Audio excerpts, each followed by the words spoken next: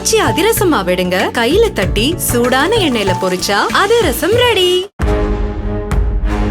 கரூர் விவகாரத்தில் விஜய்க்கு ஆதரவாக பாஜக நிற்பது வெளிப்படையாக தெரிவதாக விருதுநகர் மாவட்டம் சிவகாசியில் பேட்டியளித்த சீமான் தெரிவித்தார்.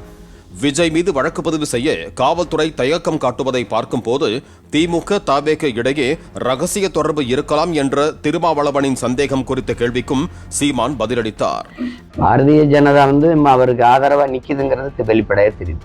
பாரதிய ஜனதா அவருக்கு ஆதரவா நிக்குதுங்கிறது வெளிப்படையா தெரியுது. அவங்க அங்கிருந்து வேக வேகமா ஒரு ஆதரவு.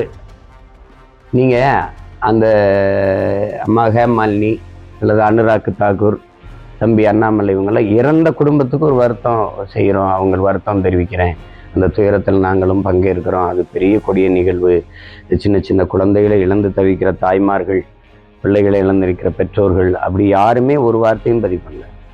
இது எப்படி இந்த இடத்துல கொடுத்தீங்க, இது எப்படி கொடுத்தீங்க, இது எப்படி கொடுத்தீங்க, கொடுத்துருக்காங்க. ஆனால் அந்த இடத்தையும் அவங்க கேட்டிருக்காங்க.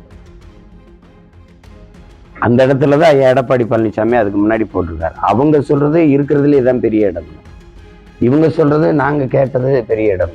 இப்ப விபத்து நடக்கலைன்னா அது பேச்சு கிடையாது தம்பி, இந்த சாவு இல்லைன்னா அது பேச்சு கிடையாது. இவங்க அப்படின்னா நம்ம என்ன பண்ணணும், வெளிப்போகும் நகருக்கு வெளியில ஒரு பொது ஏதாவது இடத்த தேர்வு பண்ணி அங்க அறிவிச்சு கூடியிருக்கணும், பெரிய இடமா தேடி. அது நடக்கல. இப்ப அது பேச்சு கிடையாது.